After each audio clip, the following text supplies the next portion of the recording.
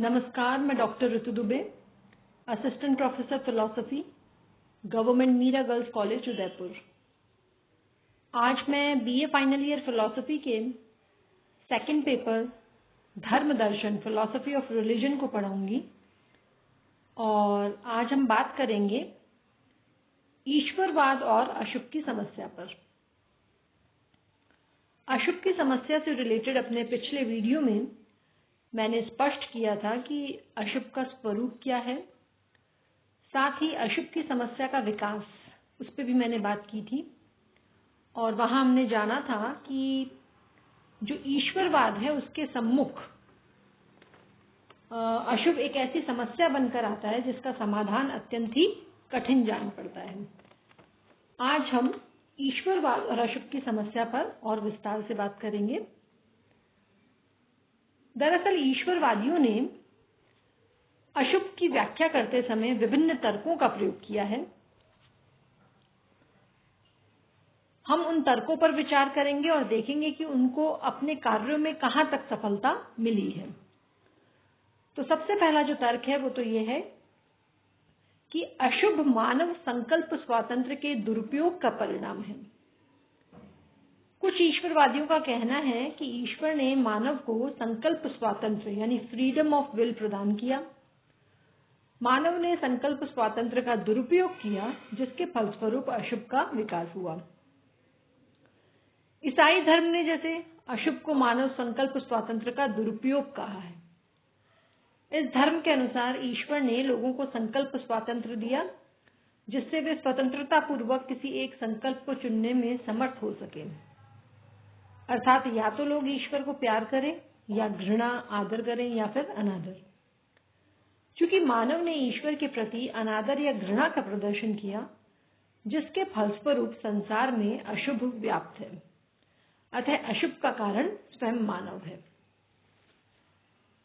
ये जो विचार है यानी कि जो अशुभ है वो मानव संकल्प स्वातंत्र्य के दुरुपयोग का परिणाम है, इसका समर्थन मिल ने भी किया है। मिल ने अशुभ का कारण मनुष्य की स्वतंत्रता को माना है।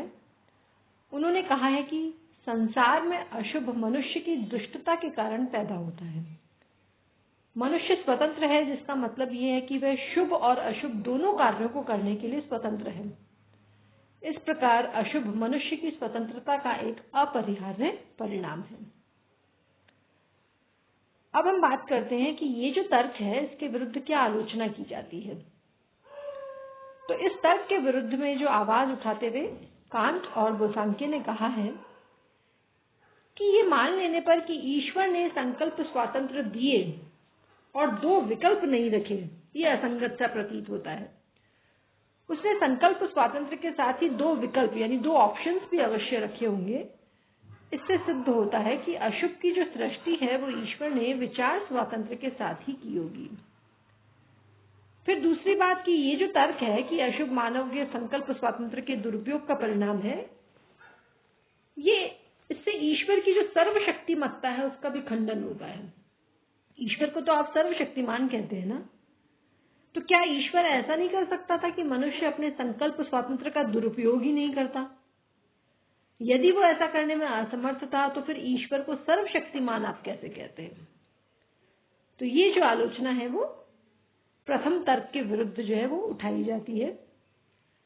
अब हम देखते हैं जो दूसरा तर्क दिया जाता है अशुभ की समस्या के संबंध में, वो ये है कि प्राकृतिक जो अशुभ है वो नैतिक अशुभ के लिए दंड मात्र है।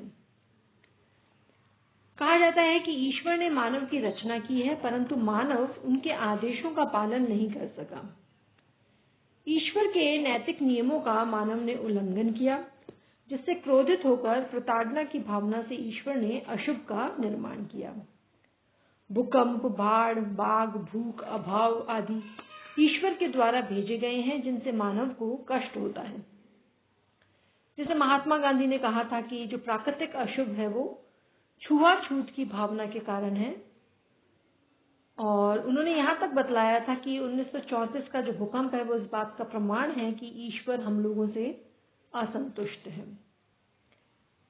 अब हम इसके जरा आलोचनात्मक विवेचन भी करते हैं। हम देखते हैं कि ये जो तर्क है, ये जो कहा जाता है कि जो प्राकृतिक अशुभ है वो नैतिक अशुभ के लिए दंड मात्र है, ये कहाँ तक सही है। तो अगर हम गंभीर विचार करें तो इसकी गंभीर विचार की कसौटी पे ये जो तर्क है वो अनुचित ही प्रतीत होता है। दम नहीं है इस तर्क में। यदि प्राकृतिक अशुभ नैतिक अशुभ के लिए दंड स्वरूप है तो प्राकृतिक अशुभ से तो सिर्फ उन व्यक्तियों को ही क्षति या हानि पहुंचनी चाहिए थी जिन्होंने नैतिक अशुभ को अपनाया है, लेकिन इसके विपरीत प्राकृतिक अशुभ से तो उन व्यक्तियों को भी हानि होती है जो ईमानदार हैं, जो सत्यनिष्ठ हैं। देखा जाए तो उनको नहीं हानि होनी चाहिए थी। भूकंप और बाढ़ से संपूर्ण मानव को दुख होता है। प्राकृतिक अशुभ को नैतिक अशुभ का दंड कहना इसी कारण अनुचित कहा जाता है। ये जो ईश्वरवादी युक्ति है इसमें यह कहा गया है कि चूंकि मानव ने नैतिक अशुभ को अपनाया इसलिए ईश्वर ने मानव को सजा देने के लिए प्राकृतिक अशुभ की रचना की। यहाँ ये प्रश्न उठता है कि क्या ईश्वर जो शुभ है उसमें क्रोध का वास है? आपने कहा ना कि ईश्वर ने मानव को सजा देने के लिए प्राकृतिक अशुभ की रचना की है, तो प्रश्न उठता है कि क्या ईश्वर में क्रोध का वास है? क्या पूर्ण प्रेम में ईश्वर मानव को दंड दे सकता है? आधुनिक जो अपराध विज्ञान है वो तो अपराधियों को सजा देने के बजाय उसके सुधार पर जोर देता है। अतः ये विचार कि ईश्वर ने मानव को उनके कुकर्मों के लिए दंड देने के लिए प्राकृतिक अशुभ की रचना की है, ये ईश्वर के लिए जो है वो शोभन प्रतीत नहीं होता, ठीक प्रतीत नहीं होता। फिर ये निश्चित रूप से नहीं कहा जा सकता कि जो नैतिक अशुभ है वो प्राकृतिक अशुभ की अपेक्षा प्राचीन है। कुछ विद्वानों ने विरोधी मत को अपनाया है, अतः प्राकृतिक अशुभ को नैतिक अशुभ का दंड कहना अमान्य है या अस्वीकार्य है। तीसरा जो तर्क दिया जाता है वो ये दिया जाता है कि जो प्राकृतिक अशुभ है वो सफलता में सहायक है। प्राकृतिक अशुभ हमारी सफलता में साधक है, बाधक नहीं। अगर विश्व में अशुभ नहीं होता तो विश्व की प्रगति रुक जाती, ऐसा कहते हैं। जो इस प्रकार का तर्क देते हैं कि प्राकृतिक अशुभ सफलता में सहायक है, वे कहते हैं कि अगर विश्व में अशुभ नहीं होता तो विश्व की प्रगति रुक जाती। अशुभ की महत्ता को स्वीकार करते हुए डॉक्टर राधाकृष्णन ने कहा है कि विश्व अपूर्णता के अभाव में स्थिर है, रिक्त है, अप्रगतिशील है। जब एक बच्चा चलना सीखता है तो वह गिरता है परंतु फिर भी चलता रहता है और अंत में वो चलना सीख लेता है। गिरना उसके चलने का साधक है। दुख और अभाव की अनुभूतियां ही मानव को आत्मविकास के पथ पर ले जाती हैं। भूख की पीड़ा से त्रस्त होने पर मानव भोजन की खोज करता है और उसे ग्रहण करने के बाद सुख की अनुभूति प्राप्त करता है। इसलिए मानव की प्रगति का जो श्रेय है वो अशुभ को दिया जा सकता है। ये तीसरे प्रकार का तर्क है।